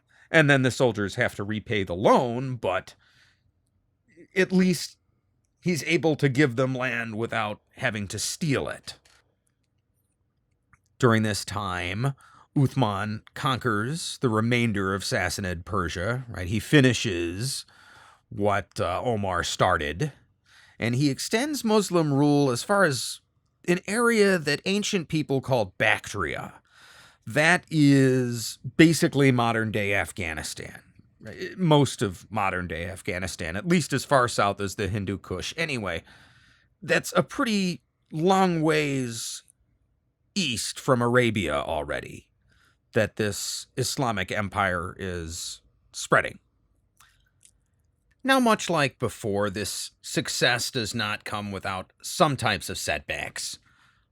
In the year 656, there is a revolt in Egypt, and the causes of this revolt are yet another one of those things that are just really complicated and also controversial, and we don't really know for sure because the Sunni and Shia sources both tell us different stories. Basically, the Sunni sources take Uthman's side and say that the Egyptian rebels were out of line. And the Shia sources take the side of the rebels, saying that Uthman was really not a very good caliph and needed to be removed. Regardless, what both sides do seem to agree on is that Uthman is ultimately besieged in his home by the Egyptian rebels. His supporters outnumber the rebels, and they want to fight. But he refuses to allow bloodshed between Muslims. So when the rebels end up storming his house, he offers no resistance and is stabbed to death in the arms of his wife. Now in charge, the rebels nominate Ali, that is Muhammad's young cousin, not so young anymore, but younger cousin, and his son-in-law, and Ali becomes the next caliph. Now, he doesn't just take over this position, right? He actually refuses it first, and he's one of 3 candidates that the rebels put forward, and all 3 of them, for various reasons, can't take the position. Ali simply refuses. However, he is ultimately persuaded to do this because without being able to put forward a leader very quickly, the rebels are facing the prospect of a Muslim civil war, or depending on how you look at it, a continuation of the existing Muslim civil war. So, because of this risk, Ali accepts the position. And according to Shia tradition, he is what is called the first imam. That's the first legitimate successor to Muhammad. Now, there would be more imams, but Ali is the most famous. And he is also a revered figure in Sunni tradition. Unfortunately, despite everyone's best wishes, a Muslim civil war breaks out anyway, and this is called in Islamic tradition the first fitna. And this rebellion consists mostly of Meccan tribes that are upset that Uthman's killers are not being punished. The rebellion is also backed by Muhammad's own widow, Aisha. And Ali fights a battle against these rebels in 656, and he defeats them. He kills all the leaders, and he puts Aisha in the custody of her brother-in-law in Medina, so she won't be any more trouble. But at this point, he runs into another headache, because the Egyptian governor, a man named Muawiyah, he now refuses to pledge support to Ali unless Uthman's killers are arrested. Now, Ali keeps trying to negotiate, but he's in a bit of a bind because Uthman's killers are among his supporters, and every time he tries to negotiate with Muawiyah, they do some little border raid or skirmish to get Muawiyah upset and cause negotiations to break down. And it should be pointed out that Muawiyah himself is not a long-standing governor of Egypt. He himself had only just taken over in a coup when the previous governor left to go consult with Ali in Medina, and Muawiyah just sort of took over. And in 657, Ali decides to attack, and he leads a force of 80,000 men against Muawiyah. Muawiyah marches out to meet them with a superior force of 120,000 men at a village in Syria called Siffin. The armies draw up opposite each other, but both sides are hesitant to fight. Again, the idea of a war between Muslims is really not desirable for either side. So they spend 100 days negotiating instead to try and avoid that. Ultimately, the battle commences when Muawiyah's men attack and absolutely maul one of Ali's flanks. This leaves Ali and his command units, his elite troops in the center of the line, exposed, but Ali's other flank, on that flank, there are 300 of the Hafiz-i-Quran. Those are the people who memorize the Quran. Remember talking about them? Well, they've been around for a while, right? At this point, these are people who've been around long enough to have heard Muhammad's teachings in person. Therefore, they're veterans. They attack Muawiyah's bodyguards. They attack his weak side. And they kill most of the bodyguards, but they're ultimately pushed back. Seems like part of the reason is the fact that the Hafiz-i-Quran are all getting a little bit older, right? They're veteran troops, but they don't quite have the stamina of the younger men. So despite their success, they are unable to push all the way through to Muawiyah himself and, maybe capture him or whatever and end the battle. At the end of the day, both sides withdraw to their respective positions, but both sides had taken horrendous losses. Ali's side, which marched into the battle, if you will recall, with 80,000 men, 25,000 are killed or wounded. And on Muawiyah's side, who, if you recall, marched into battle with 120,000 men, well, they took 45,000 casualties. These are big numbers, right? And of course, we should compensate for the fact that this is an ancient source, and ancient sources tend to exaggerate both the sizes of armies and the numbers of casualties. But nonetheless, even if you cut those numbers in half, that's more people than died at the Battle of Antietam, right? That's more than were killed on the first day of the Battle of the Somme, when the British lost 20,000 men. That's a bad day for the Rashidun Caliphate. They cannot afford this kind of civil war. And it seems like the leaders on both sides know this, right? Ali, after both sides have sort of retired for the evening, Ali sends a messenger offering to settle things by personal combat with Muawiyah. Muawiyah refuses, and given the fact that so far in our story, Ali is 2-0 in personal combat to the death, I do not blame Muawiyah.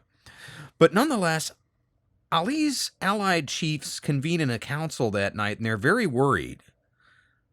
Right? If these two armies clash again tomorrow, the Rashidun Caliphate may not have an army left to fight any outsiders.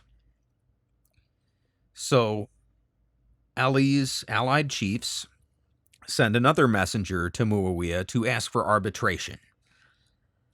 And when Muawiyah receives the messenger and hears his message, this is what he says, according to 9th century Iraqi historian Ibn Hisham. Muawiyah says, "By God, he is right. If we meet again tomorrow, the Byzantines will attack our women and children, and the people of Persia will attack the women and children of Iraq. Those with wisdom can understand this.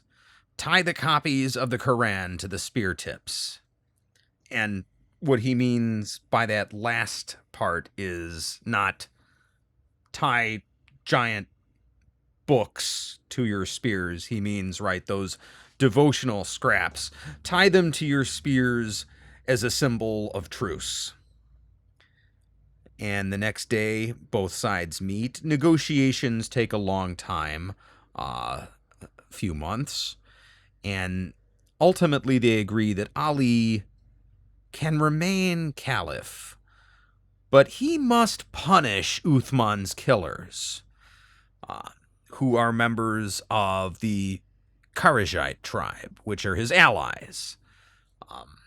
Ali agrees. He makes war on them, and without getting into too much detail, takes a few years, but he's successful. But his standing in the Muslim world is weakened. Right? He just fought to a stalemate in a civil war, and then he turned his back on his allies to punish them in order to keep peace with his rival in the civil war. That does not inspire confidence if you're trying to get other people to ally with you, right? They're going to say, "Oh, well, I see how well that worked out for the Kharijites. Why again should I be your ally?" Right? It becomes difficult for him to keep the empire united, and he ends up spending his entire 5-year reign more or less in a stalemate with Muawiyah. Right? Not an official civil war, but Muawiyah effectively controls the western half of the Rashidun Caliphate. And Ali is assassinated at prayer during the Hajj at a mosque, just like Omar was. He is also assassinated, ostensibly as an act of revenge from someone he had conquered. In this case, a Kharijite with a poisoned sword. And upon Ali's death, his followers swear allegiance to his son, Hassan ibn Ali, right? Who would be, by the way, Muhammad's grandson, my Fatima. And Hassan ibn Ali was the second imam in Shia tradition. However, Hassan, in this case, he does not hold much actual territory, right? He's technically the caliph, but Muawiyah actually controls most of the caliphate. And later in 661, realizing that his situation is really kind of hopeless, Hassan abdicates and he leaves the Muslim caliphate, which now for dynastic reasons is called the Umayyad Caliphate, after the Umayyad clan of the Quraysh tribe that Muawiyah comes from. Hassan abdicates and leaves the Umayyad Caliphate in Muawiyah's hands. And Muawiyah does not pull any punches in establishing his power. Almost immediately, he orders that prayers in the caliphate, right, the weekly prayers that the Muslims pray when they go to the mosque, those prayers will specifically denounce Ali.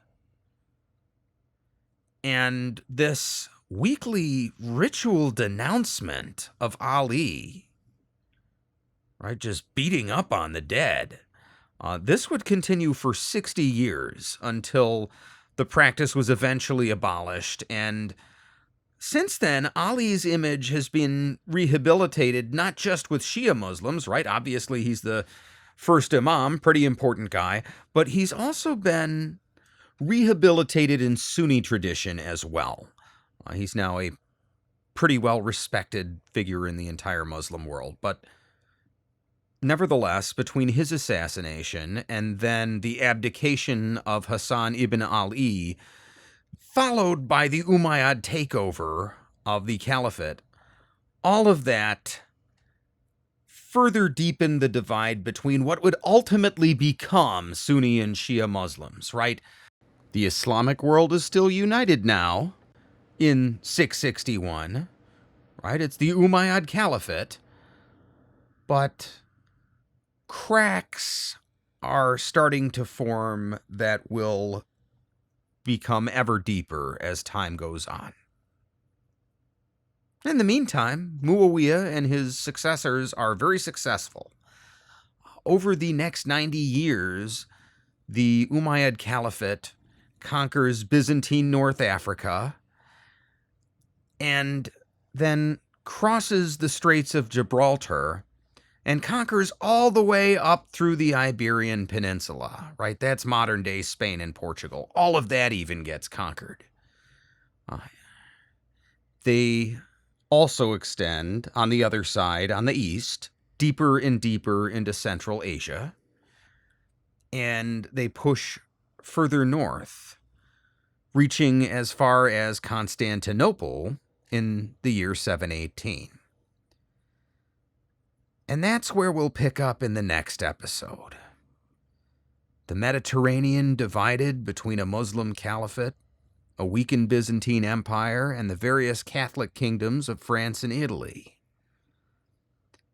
How that balance of power would play out over the next few centuries created the modern world as we know it. And that's why it's relevant.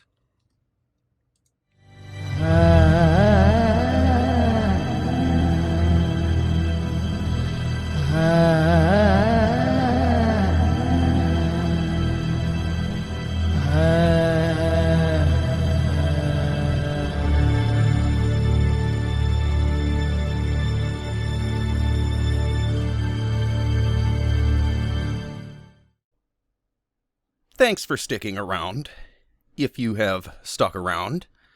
I just wanted to make a couple of quick announcements. I know this is a relatively new podcast, so some of you may not have any information about it at all, and have no way to get in touch with me. So I'm going to give you a little bit of information here. To begin with, I make announcements every episode when the show is released, and those can be found on Twitter or Facebook. On Twitter, it's at Dan Toller Podcast. That's Dan, Toler Podcast. And on Facebook, just look for Dan Toller. The best way to get a hold of me, we do have an email address at the show here, and that is just dantollerpodcast@gmail.com. Again, Dan, Toler podcast@gmail.com. If you're looking for where you can find more episodes of the show, maybe you just came across this somewhere, you can find relevant history on every major podcast service and most of the minor ones. It's available on Apple Podcasts, iTunes, Google Podcasts, Stitcher, Spotify, Deezer, iHeartRadio, Podbean, and a few others that I can't remember at the moment, but it's on there. Just search for Relevant History. That's RELEVANT History. Finally, for anything else like odds and ends and my blog, which may or may not get updated regularly, you can find that at dantollerpodcast.com. That's Dan, Toler podcast.com. You can also find episodes there to download or simply listen to them in your browser. Thanks very much, and enjoy your week.